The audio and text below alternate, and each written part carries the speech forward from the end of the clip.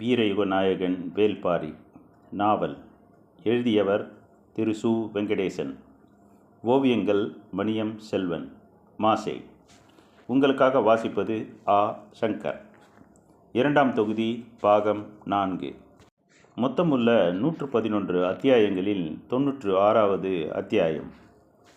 தட்டியங்காட்டு போர்க்களம் இன்று யாரும் கணிக்க முடியாத ஒன்றாக இருந்தது. காலையில் போர் தொடங்கிய சிறிது நேரத்திலேயே காற்று வீசியது. மற்ற நிலத்தில் வீசும் காற்றைப் போன்றதன்று. சீவி செல்லும் இந்த காற்றின் வேகம் இணையற்றது. குலவன் திட்டின் பின்புறம் உள்ள கணவாயிலிருந்து சீற்றத்தோடு வெளிவந்து தட்டியங்காடெங்கும் இருக்கும் ஈக்கி மணலையும் கருமணலையும் உருட்டி எடுத்து கொண்டு போனது. பரன்மேல் நின்றிருந்த திசைவேழர் ஒரு கணம் நடுங்கி போனார். காற்றின் வேகம் பரனை இழுத்து ஆட்டியது. கம்பங்களை இறுக பிடித்து நின்றார். அவரின் கண்களின் முன்னால் நாழிகை வட்டிலை தூக்கி எறிந்தது. நாழிகை கோல் எங்கோ பறந்தது. மாணவன் ஒருவன் அவற்றை பிடிக்க முயன்றான். ஆனால் கன நேரத்தில் அவை மறைந்து விட்டன. காற்றின் வேகம் அளவிடற்கரியதாக இருந்தது. செம்பொழுதி மேலேறி வந்து கொண்டிருக்கும் போதுதான் எண்ணில் அடங்காத அம்புகள் காற்றோடு பறந்து சென்றதை பார்த்தார். அவருடைய கண்களையே அவரால் நம்ப முடியவில்லை. இங்கு நிகழ்வது எதிர்பாராத ஒன்றா அல்லது எதிர்பார்த்த ஒன்றா என்று அவருக்கு புரியவில்லை.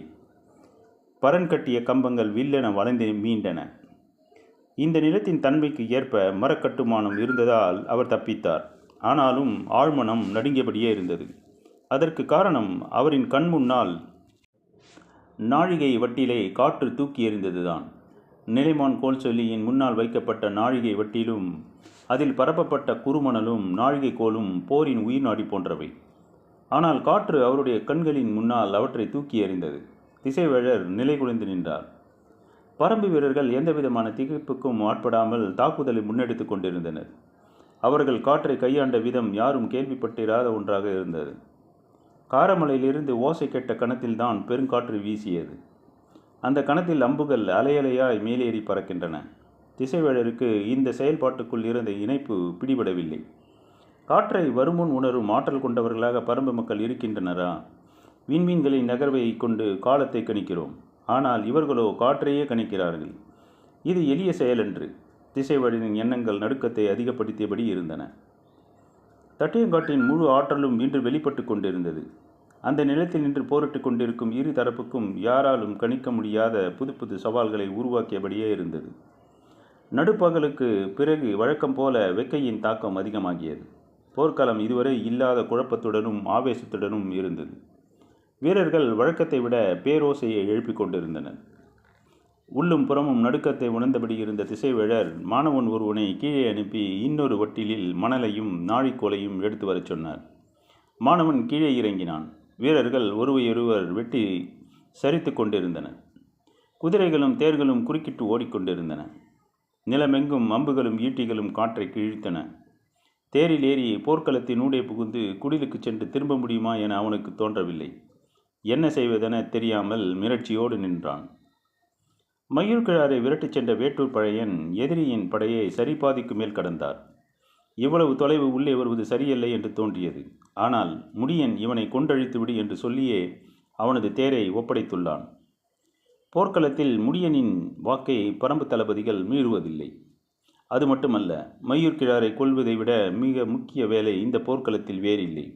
எனவே பழையன் விடாது விரட்டிச் சென்றார். முன்திட்டப்படி படையின் ஓரப்பகுதியாகவே சென்று கொண்டிருந்தார் மயூர் கிழார். அதனால்தான் இவ்வளவு தொலைவு முடியனின் தேரை இழுத்து வர முடிந்தது. குறிப்பிட்ட அளவு கடந்ததும் பின்தொடர்ந்து வருவது முடியன் அல்ல, வேட்டூர் பழையன் என்பதை மயூர் கிழார் அறிந்துவிட்டார். ஏற்கனவே வகுக்கப்பட்ட திட்டமிட்டபடி உள்ளிழுத்துச் செல்ல வேண்டியது முடியனைத்தான். அவன்தான் முதலில் பின்தொடர்ந்து தாக்குதல் தொடுத்தபடி வந்தான். இடையில் பழையன் எப்போது மாறினார் என்பது மயூர் கிழாருக்கு விளங்கவில்லை. மயூர் கிழாருக்கு நீலன் மீதும் வேட்டூர் பழையன் மீதும் தான் அதிக கோபம் இருந்தது. தன் மகன் இளமாறனின் மரணத்துக்கு வேட்டுவன் பாறையைச் சேர்ந்தவர்களே காரணம் என அவர் நம்பினார். எனவே பின்தொடர்வது முடியன் அல்ல, வேட்டூர் பழையன்தான் என்பது தெரிந்த பிறகும் அவர் எதையும் காட்டிக்கொள்ளாமல் அதே வேகத்தில் போய்கொண்டிருந்தார். பழையனின் மரணம் நிகழப்போவதை காணும் வெறி அவரது செயலிலே இருந்தது. மற்ற இரு தளபதிகளான நகரி வீரனும் சூலக்கையனும் வளைத்து தாக்குவதற்கு ஏதுவான இடைவெளியில் தொடர்ந்து வந்து கொண்டே இருந்தனர். முடியன் இரவாதனோடு வந்து இணைந்தான். இது குதிரைப்படை வீரர்கள் யாரும் எதிர்பாராத ஒன்று. பரம்பு வீரர்களின் ஆவேச உணர்வு வெள்ளம் போல் சீறி பாயத் தொடங்கியது. எதிரிகளின் தற்காப்பு நிலைகளை நினைத்து பார்க்க முடியாத வேகத்தில் தகர்த்து முன்னேறியது பரம்பின் குதிரைப்படை. அந்த திசையில் நின்றிருந்த வேந்தர் பட தளபதி உருமன்கொடி இவர்களால் அதிக தொலைவு முன்னேறி வந்துவிட முடியாது என்றுதான் நினைத்தான். ஆனால் பரம்பு படை எதிரி படையை கிழித்து கொண்டு இறங்கியது. வாள்வீச்சும் அம்புகளின் தாக்குதலும் எதிர்கொள்ள முடியாத வேகத்தில் இருந்தன. நேற்றைய தாக்குதலில் தனது படையில் இருந்த பெரும்பான்மையான குதிரைகளை இழந்தான் உருமன்கொடி. அப்படி இருந்தும் இன்று வாள் வீரர்களை பெரும் பகுதியாக தனது அணிகளில் நிறுத்தி மிக குறைவான குதிரைகளை பின்னிலையில் நிறுத்தியிருந்தான். ஆனால் எதிரிகளின் தாக்குதல் ஈடு கொடுக்க முடியாததாக இருந்தது. பாய்ந்து முன்னேறும் எதிரிகளை தடுத்து நிறுத்த முடியாத சூழ்நிலை வந்துவிடுமோ என்று உருமன்கொடியின் மனதுக்குள் அச்சம் படரத் தொடங்கியது. அப்போது உதிரனின் தலைமையிலான பரம்பின் விற்படையானது வேந்தர் படையின் 2ஆம் நிலையின் மீது முழுவீச்சில் தாக்குதல் நடத்தி உள்நுழைந்து கொண்டிருந்தது. களத்தின் மையப்பகுதியை வழக்கம் போல் தனது முழு கட்டுப்பாட்டில் வைத்திருந்தான் உதிரன். உண்மையில் பரம்பு படையின் அச்சு உதிரனின் கையில்தான் இருந்தது. வேந்தர் படை பரம்பு படைக்குள் எளிதில் நுழைய முடியாத தன்மையை உருவாக்குவது மட்டுமல்ல, தேவைப்படும் நேரத்தில் வேந்தர் படையை தாக்குதலின் மூலம் திசை திருப்பவும் உதிரனால் முடிந்தது. வேந்தர் படையின் வில்வீரர்கள் எய்யும் அம்பை விட 2 மடங்கு தொலைவுக்கு பரம்பு படை அம்பெய்வதால் எதிரிகளால் அருகில் நெருங்கவே முடிவதில்லை. எனவே 2 நாள் போரிலும் சிறு பாதிப்பு கூட விற்படைக்கு ஏற்படவில்லை. உதிரனுக்கு இன்றைய போரில்தான் முழு வேகத்தில் தாக்கி முன்னேற அனுமதி கொடுக்கப்பட்டது. இதற்காகத்தான் அவன் காத்திருந்தான். உதிரனின் வேகம் காலையிலிருந்தே எதிரிகளால் ஈடு கொடுக்க முடியாததாகத்தான் இருந்தது. நடுப்பகலுக்கு பிறகு நிலைமை மேலும் மோசமானது. பரம்பின் விற்படை வேந்தர் படையின் 2ஆம் படையை பிளந்து உள்நுழைந்த போதுதான் முடியன், இரவாதன் ஆகிய இருவரின் தாக்குதலையும் எதிர்கொள்ள முடியாமல் உருமன்கொடி திணறினான். உடனடியாக 2ஆம் நிலை படையை உதவிக்கு அழைக்கலாம் என்று அவன் நினைத்தபோது அங்கு நிலைமை மோசமடைந்து கொண்டிருந்தது. உதிரனின் தாக்குதல் 2ஆம் நிலை படையின் வீரர்களை கணக்கின்றி வீழ்த்தி கொண்டிருந்தது. தலைமை தளபதி கருங்கைவாணன் பரம்பு படையின் இறுதி பகுதியில் நின்றிருந்த தேக்கனை வந்தடைந்தான். அவன் இங்கு வருவான் என்று தேக்கன் உள்ளிட்ட யாரும் எதிர்பார்க்கவில்லை. அவன் வருவது அறிந்ததும் சீழ்க்கை ஒலி எழுப்பினான் தேக்கன். அவன் எழுப்பிய ஓசை எதற்கானதென்று கருங்கைவாணனுக்கு தெரியவில்லை. அவன் குதிரையிலிருந்து கீழே இறங்கினான். கடுமையான வாழ்வீச்சுக்கு பிறகும் கிழவன் மீண்டும் போர்க்களம் வந்து நிற்பதே கருங்கைவாணனுக்கு விழைப்பை ஏற்படுத்தியது. ஆனாலும் அவனது வாழ்வு அடுத்த சில கணங்களில் முடியப் போகிறது என எண்ணியபடியே உரையிலிருந்து வாளை உருவினான். தேக்கனோ வாளை ஏந்த ஆயத்தமாக இல்லை. கருங்கைவாணனை பார்த்தபடி நின்றிருந்தான். வீரர்கள் வாழ்வீச்சுக்கு இடம்பிட்டு விலகினர். அப்போது அங்கு வந்த குதிரையிலிருந்து கூழையன் இறங்கினான். தேக்கனின் சீழ்க்கை ஓசை கூழையனுக்கானது. கருங்கைவாணன் கூழையனை பார்த்தது மறிந்து கொண்டான். இவன் பரம்பின் தேர்ப்படை தளபதி என்று. கூழையன் குதிரையிலிருந்து இறங்கினான். தேக்கன் போரிட ஆயத்தமாக இல்லாதது ஏன் என்று கருங்கைவாணனால் புரிந்து கொள்ள முடிந்தது. கிழவன் கடுமையான ஒலியோடு நின்று கொண்டிருக்கிறான். ஆனாலும் போர்க்களம் நீங்கக்கூடாது என்பதற்காக வாளேந்தி நிற்கிறான் என எண்ணியபடியே கூழையனை நோக்கி முன்னகர்ந்தான். தேக்கன் கூழையனை நோக்கி சத்தமாக சொன்னான், இவன் அதிக நேரம் நிற்க மாட்டான். ஓசை கேட்டதும் பின்னால் ஓடிவிடுவான். எனவே ஏறி தாக்காதே, வாங்கி தாக்கு. தேக்கன் சொன்னது கருங்கைவாணனுக்கு தெளிவாக கேட்டது. சுழற்றிய வாளோடு உள்ளிறங்கியவனை அந்த சொல் ஒரு கணம் தாக்கி நிறுத்தியது.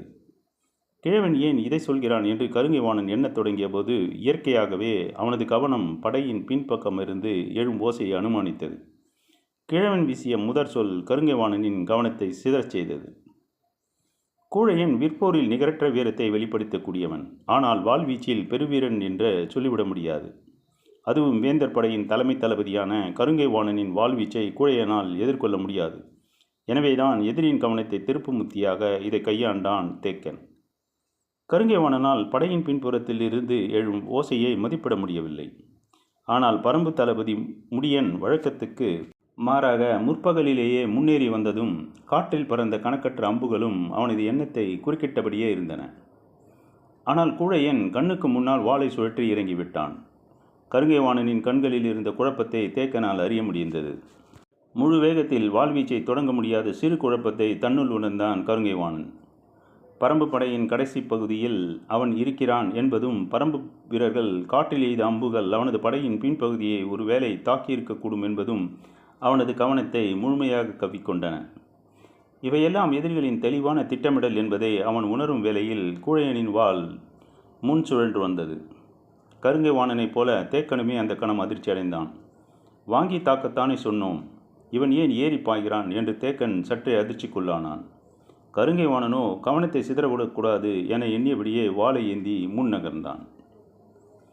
பரன் விட்டு கீழிறங்கிய திசைவேழரின் மாணவனுக்கு என்ன செய்வதென்று தெரியவில்லை. பொழுதாக்கி கொண்டிருந்தது.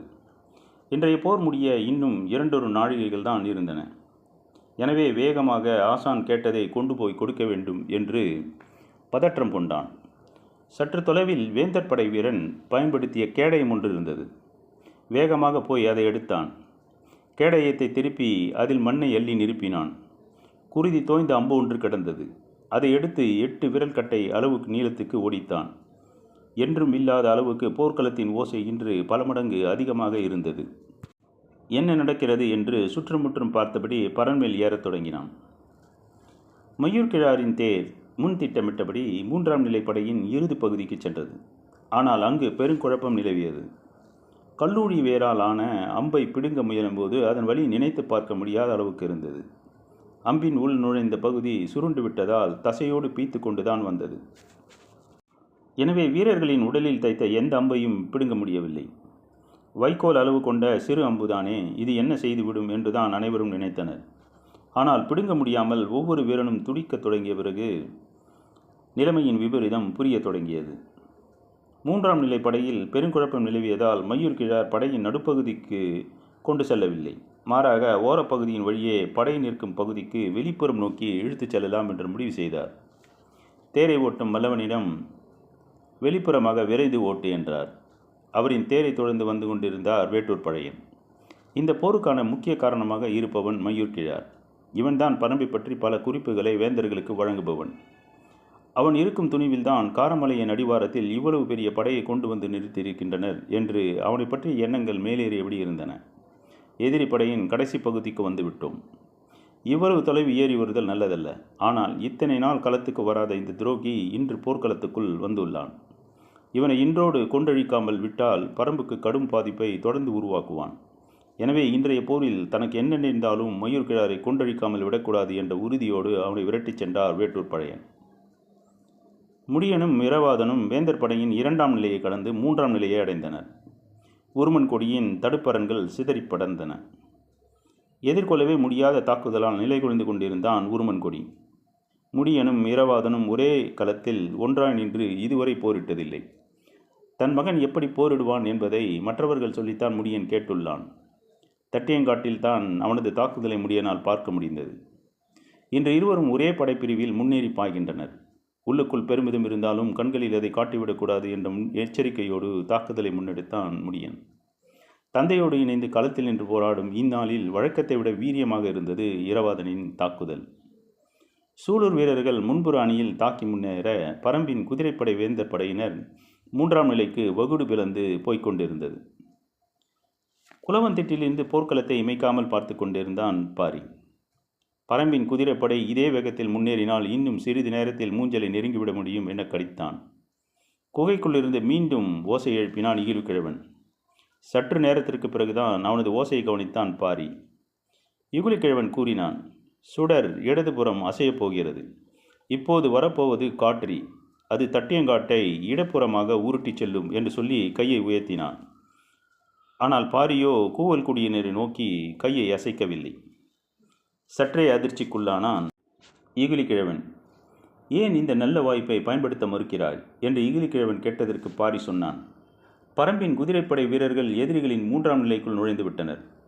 இந்த சூழலில் முதல் நிலையிலிருந்து எய்யப்படும் அம்பு 3ஆம் நிலையில் இருக்கும் நம் வீரர்களையே தாக்க வாய்ப்புண்டு. எனவேதான் உத்தரவிடவில்லை. ஈகிலிக்கிழவன் மீண்டும் விளக்கை பார்த்தான். சாய்ந்த சுடர் மீண்டும் நிமிர நேரமானது. தேக்கன் கூறியபடி வாங்கி தாக்காமல் ஏறி தாக்கிய குழையன் ஒரு கட்டத்துக்கு பிறகு கலைப்படையத் தொடங்கினான். சிறிது நேரம் பின்புற படையில் எதுவும் நிகழ்ந்து விடுமோ என்று கவனத்தை செலுத்திய கருங்கை வாணன் நேரம் கடந்த பிறகு தாக்குதலை தீவிரப்படுத்தினான். தனது கவனத்தை திருப்பவே கிழவன் இப்படி சொல்லியுள்ளான் என நினைத்தான் கருங்கை வாணன். இப்போதும் குழையன் தற்காப்பு நிலையில் நிற்காமல் முன்களம் நோக்கியே பாய்ந்து கொண்டிருந்தான். அவனது செயல் பொருத்தமானதில்லை. எதிரி படை தளபதியை மிகவும் குறைத்து மதிப்பிடுவதால் இவ்வாறு செய்கிறான் என தேக்கனுக்கு தோன்றியது. ஆனால் போரிட்டு கொண்டிருப்பவனை நோக்கி சத்தம் போட்டு சொல்வது குழப்பத்தையோ தவறுதான புரிதலையோ உருவாக்கிவிடும் என்பதால் அமைதி காத்தான். கூழையன் அணிந்திருக்கும் மெய்க்கவசம் எவ்வளவு வேகமான தாக்குதலையும் வாங்கி நிற்கும். எனவே கவனமாக தாக்கினால்தான் இவனை வீழ்த்த முடியும் என நினைத்தபடியே வாளை சுழற்றினான் கருங்கை வாணன். இருவரின் கான்களும் பின்னல் வடிவில் வட்டக்கலத்தில் நகர்ந்து கொண்டிருந்தன. சற்றும் எதிர்பாராமல் காற்று பெரும் வேகத்தோடு வீசியது. அப்போது எதிர் திசையில் கூழையனும் பரம்பின் திசையில் கருங்கை வாணனும் நின்று கொண்டிருந்தனர். இப்பெரும் காற்று வீசும்போது காரமலையிலிருந்து ஏன் ஓசை எழுப்பப்படவில்லை? பாரி என்ன செய்து கொண்டிருக்கிறான் என கன நேரத்தில் கூழையனின் சிந்தனை காட்டின் வழியே குளவன் திட்டை அடைந்தபோது கருங்கை வாணனின் வாள் கூழையனின் கழுத்து பகுதியில் இறங்கி வெளியேறியது. 3ஆம் நிலை படையை பரம்பின் குதிரைப்படை பிளந்து முன்னேறி கொண்டிருந்த போது ஆபத்து அதன் உச்சத்தை அடைந்தது. ஊர்மன் கொடியின் கைகளில் இருந்து படையின் கட்டுப்பாடு வழுவத் தொடங்கியது. ஒரு தளபதி வேறு வழியே இன்றி செய்யும் கடைசி செயலுக்கான உத்தரவு இட்டான். முச்சங்கு ஊதப்பட்டது. அது பேராபத்தை தெரிவிக்கும் குறியீடு. மற்ற சங்குகள் ஊதப்பட்டால் அது ஆபத்து பற்றி தலைமை தளபதிக்கு தெரிவிக்கும் செயல். அவர் உடனடியாக உரிய ஏற்பாட்டை செய்வார். ஆனால் முச்சங்கு ஊதப்பட்டால் தலைமை தளபதி உட்பட அதை கேட்கும் ஒவ்வொரு தளபதியும் உடனடியாக அந்த இடத்துக்கு வந்து சேர வேண்டும். ஆனால் உடனடியாக வரும் நிலையில் வேந்தர் படை தளபதிகள் எவரும் இல்லை. நகரி வீரனும் சூளைக்கையனும் முன் வகுக்கப்பட்ட திட்டமிட்டபடி படையின் பின்புறத்தை கடந்து மயிர்கிழார்கள் கொண்டு செல்லப்பட்டு கொண்டிருந்தனர். கருங்கை வாணனோ பரம்பு படையின் முன்களத்தில் ஏறி போய் போரிட்டு கொண்டிருந்தான். விற்படை தளபதி துடும்பனோ உதிரனின் தாக்குதலுக்கு ஈடு கொடுக்க முடியாமல் மிகவும் பின்னகர்ந்து கொண்டிருந்தான். உருமன் கொடி எதிர்பார்த்த எந்த ஒரு தளபதியும் உதவிக்கு வரவில்லை. பரம்பின் குதிரைப்படை தாக்குதல் இணையற்ற வேகத்தில் இருந்தது. முடியனும் இரவாதனும் கணக்கின்றி கொன்றழித்து முன்னேறினர். எங்கும் குருதி பீரிட்டது. சூலூர் வீரர்களின் பாய்ச்சலுக்கு முன் வேந்தர் படையால் நிலை கொள்ள முடியவில்லை. உருமன் கொடி முச்சொங்கை மீண்டும் மீண்டும் ஊதச் சொன்னான். களத்தில் ஓசை எழுப்ப நிறுத்தப்பட்டிருந்த அனைவரும் இனி இந்த ஓசையை எதிரொலிக்க வேண்டும். நிலைமை மிக மோசமாகிறது என்பதன் அறிகுறி இது. 3ஆம் நிலையில் மூஞ்சலுக்கு பக்கத்தில் முழு பாதுகாப்போடு நின்றிருந்த வேந்தர்களுக்கு இப்போதுதான் ஆபத்தின் அளவு புரிந்தது. தங்கள் தளபதிகள் ஒன்று கூட முடியாதபடி சிதறி கிடக்கின்றனர். எதிரிகளின் குதிரைப்படையோ மூஞ்சலை நெருங்கி வந்து கொண்டிருக்கிறது என தெரிந்ததும் பொதியவர்மனும் உதயஞ்சேரலும் உருமன் கொடிக்கு உதவ தங்களின் படைப்பிரிவினரோடு விரைந்தனர். சோழவேழன் விற்படை தளபதி துடும்பனும் உதவ விரைந்தான். கூழையன் மண்ணில் சரிந்த பிறகு தேக்கன் களத்தில் இறங்கினான். கருங்கை வாணன் எதிர்பார்த்த வேட்டை இப்போது அவன் முன்னால் வாளேந்தி நின்றது. ஆனால் படையின் முன் வரிசையில் இருந்து மாறி மாறி ஓசை எழுப்புவதை போன்ற உணர்வு தொடர்ந்து கொண்டிருந்தது. அவனால் துல்லியமாக கணிக்க முடியவில்லை. தேக்கன் வாளை ஏந்தி பிடித்தான். விலா எலும்பு குத்தி உள்ளிறங்குவது போல வழி எடுத்தது. ஆனாலும் நிலைமையை சமாளித்தாக வேண்டும். வாய்ப்பு கிடைத்தால் கருங்கை வாணனை கொன்றழிக்க வேண்டும் என்ற முடிவோடு மீண்டும் முன்னகர்ந்தான். இருவரும் சுழற்கட்டு கட்டி கேடயத்தை முன்னகர்த்தியபடி இருந்தனர். வட்டக்களத்தில் கால்களை நகர்த்தினர். நேற்றைய போரில் கிழவன் வீசிய வாளை சூலக்கையன் தடுத்திருக்காவிட்டால் நிலைமை என்னவாகியிருக்கும் என்று நினைத்த கணத்தில் அவனுக்கு வெறி உச்சத்தில் ஏறியது. இன்றோடு இவனை கொண்டழிக்க வேண்டும் என்று வாளியின் கைப்பிடி நொறுங்குவது போல இறுக்கி பிடித்தான். கால்கள் தாவி முன் செல்ல ஆயத்தமான போது முச்சங்கின் பேரோசை இடைவிடாவது எதிரொலித்தது. ஒரு கணம் நடுங்கி நின்றான். அப்படியென்றால் அப்போதிருந்து சங்கோசை கேட்டுக்கொண்டே இருந்ததா? நிலைமை கைமீறியதால் தான் முச்சங்கை விடாது ஊத வேண்டிய நிலைமை வந்துள்ளது. கிழவன் சொன்னது உண்மைதானா என திணறி நின்றான் கருங்கை வாணன். தேக்கன் வலிமையோடு இருந்திருந்தால் இந்த கணத்தில் கருங்கை வாணனை வெட்டி சரித்திருப்பான். வாளை உயர்த்தபடி செயலற்று நின்ற கருங்கவானை நோக்கி பாய்ந்து வாள் வீச முடியாத நிலைமையில் தேக்கன் இருந்ததால் அவன் தப்பிப்போய் குதிரையில் ஏறினான். கண் பார்வையின் எல்லையில் மூஞ்சல் கூடாரத்தின் மேல்முனைகள் தெரிய தொடங்கிய போது பரம்பு வீரர்கள் உச்ச அளவு தாக்குதலை வெளிப்படுத்திக் கொண்டிருந்தனர். முடியனின் மனதுக்குள் பற்றி எறிந்த தீ சுழற்காற்றைப் போல வேகம் கொண்டது. எதிரிகளின் படை வீரர்களால் மறித்து நின்று போரிட முடியவில்லை. இந்நிலையில்தான் பொதியவர்மனும் உதயஞ்சேரலும் தங்களின் வலிமை மிகுந்த படையோடு வந்து சேர்ந்தனர். உடல் முழுவதும் கவசம் அணிந்த சிறப்பு படை வீரர்கள் எதிரிகளின் தாக்குதலை வலிமையோடு சந்தித்தனர். மூஞ்சலை கண்கொண்டு பார்த்த கணத்தில் பரம்பு வீரர்களின் தாக்குதல் எண்ணி பார்க்க முடியாத அளவுக்கு இருந்தது. வேந்தர்களின் சிறப்பு படை பிரிவு அவர்களின் வேகத்தை நிறுத்த பேராற்றலை வெளிப்படுத்தியது. கைகள் மட்டுமல்ல, முழு உடலும் நடுங்கியது. மணலின் மீது நீண்டு படர்ந்தது நாழிகைக்கோளின் நிழல். அதை உத்து பார்த்து கொண்டிருந்த போது திசைவேடரின் கண்களில் நீர் பெருகியது. மனம் துடித்தது. பதற்றத்தில் அவரின் உடல் முழுவதும் ஆடத் தொடங்கியது. எதையும் வெளிக்காட்டிக் கொள்ளக்கூடாது என நினைத்தார். ஆனால் அவரது வயது அனைத்தையும் வெளிக்காட்டியது. கைகளை மெல்ல மேலே உயர்த்தினார். தட்டியங்காடெங்கும் முரசின் ஓசை மேலெழுந்தது. 3ஆம் நாள் போர் முடிவுக்கு வந்தது. அதிர்ந்து நின்றான் முடியன். முரசின் ஓசையை அவனால் நம்பவே முடியவில்லை. இன்னும் சிறுபொழுது இருந்தால் கூட நிலைமை வேறு மாதிரியாயிருக்கும். பரம்பின் குதிரைப்படை வீரர்கள் அனைவரும் அளவு கடந்த ஆவேசத்தோடு போரிட்டனர். இலக்கை இவ்வளவு நெருங்கியும் பயனற்று போய்விட்டதே என வேதனைப்பட்டான் இரவாதன். முடியனோ முதற்கணத்தில் ஏற்பட்ட ஏமாற்றத்தை மறுகணத்தில் சரி செய்து கொண்டான். மூஞ்சிலை கண்கொண்டு பார்த்து விட்டோம். இனி பரம்பின் வெற்றியை யாராலும் தடுக்க முடியாது என்று தோன்றியது. போர்க்களத்தை விட்டு வெகு தொலைவுக்கு அப்பால் போயிருந்தனர் மையூர்கிழாரும் வேட்டூர் பழையனும். ஒருவரை ஒருவர் வீழ்த்தியே தீர்வது என்ற உறுதியோடு விரைந்து கொண்டிருந்தனர். காரமலை குன்றுகளின் அடிவாரத்தில் முன் சென்ற மையூர்கிழாரின் தேர் பார்வையிலிருந்து சட்டென மறைந்தது. எந்த பக்கம் போனான் என நினைத்தபடி சற்றே திரும்பினார் வேட்டூர் பழையன். எதிரில் இரு தளபதிகளான நகரி வீரனும் சூளைக்கையனும் 200 குதிரை வீரர்கள் சூழ வந்து நின்றனர். பழையன் விரைந்து வில் உயர்த்திய போது தளபதிகள் இருவரும் அம்பை நான்புற்றி இழுத்தனர். வெகு தொலைவுக்கு அப்பால் மெல்லியதாக கேட்டது முரசின் ஓசை. பழையன் நான் இழுத்த அம்பை கீழிறக்கி முன்னோக்கி விடுத்தான். விடுபட்ட அம்பு மண்ணை குத்தி நின்றது. அதை பார்த்துவிட்டு நிமிர்ந்து எதிரியை பார்த்தான். ஆனால் அவர்கள் இருவரும் தத்தம் வில்களை தாழ்த்தவில்லை. நகரி வீரன் சொன்னான், போரின் விதிகள் போர்க்களத்துக்கு மட்டும்தான். நாமோ களம் நீங்கி நெடுநேரமாகிவிட்டது. சொல்லும்போதே விடுபட்டு சீறின அம்புகள். சட்டென தடுப்பு கடையத்தை தூக்கும் முன்பு எண்ணற்ற அம்புகள் வந்து எகிரின. நெஞ்சி தைத்த அம்புகள் எல்லாம் மெய்க்கவசத்தில் குத்தி முறிந்தன. ஆனால் வலது தோளிலும் இடது காலிலும் குத்திய 2 அம்புகள் குருதியை பீச்சின. கண்ணிமைக்கும் நேரத்தில் அம்புகளால் தாக்கப்பட்டு வலவன் மண்ணில் சரிந்தான். உருவிய வாளோடு தேரிலிருந்து குதித்து இறங்கிய பழையன் ஓடி மரங்களுக்குள் நுழைந்தான். தேரையும் குதிரையையும் விட்டு இறங்கிய வீரர்கள் அவனை விரட்டியபடி மலையேறினர். அப்போது ஓசை எழுப்பியபடி இன்னொரு புறத்திலிருந்து வந்தார் மையூர்கிழார். இனி அவனை தொடர முயலாதீர்கள், அது ஆபத்தில் முடிந்துவிடும். சூளைக்கையன் கத்திச் சொன்னான். கை கால்களில் கடுமையாக தாக்கப்பட்டுள்ளான். அவனால் அதிக தொலைவு செல்ல முடியாது.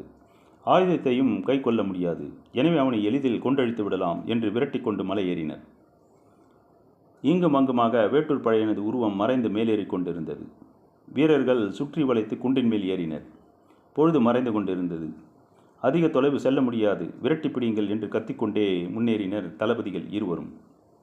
சிறு குன்றின் உச்சிக்கு சென்று மறுபுறம் இறங்கத் தொடங்கினார். வானத்தில் கருமி ஏறியது. தொலைவில் இருந்து வீரன் ஒருவன் அதோ அங்கே போகிறான் என சத்தமிட்டான். எல்லோரும் அந்த இடம் நோக்கி ஓடினர். வேட்டூர் பழையன் தனித்திருந்த மரம் ஒன்றை நோக்கி தடுமாறி தடுமாறி நடந்தார். தளபதிகளும் வீரர்களும் அவரை நோக்கி ஓடினர்.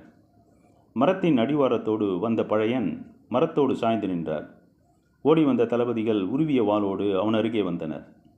வீரர்கள் அனைவரும் மரத்தை சூழ்ந்து நெருங்கினர். நகரி வீரன் ஏந்திய வாளோடு பழையனை நெருங்கியபடி சொன்னான். பரம்பு தளபதி கோழை போல் ஓடி ஒளிந்தான் என்று உன்னை பற்றி மக்கள் கூறுவர். அதிக அளவு குருதி கொட்டி விட்டதால் மிகவும் களைத்து போன வேட்டூர் பழையன் சொன்னான். இல்லை, 2 தளபதிகளையும் 100கணக்கான வீரர்களையும் கொன்றுவிட்டே செத்தான் பழையன் என்றுதான் மக்கள் பேசுவர். வாய்விட்டு சிரித்தான் நகரி வீரன். நீ எங்கள் அனைவரையும் கொல்லப் போகிறாயா என்று சொன்னபோது அருகில் இருந்தவன் ஏதோ மாற்றத்தை உணரத் தொடங்கினான். மூச்சுக்குழல் எரிச்சலடைய தொடங்கிய போது மரத்தில் சாய்ந்திருந்த பழையன் சொன்னான். இனி நீங்கள் யாரும் உயிர் பிழைக்க முடியாது.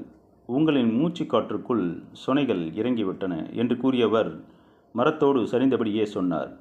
இது ஆட்கொல்லி மரம். தொடரும்.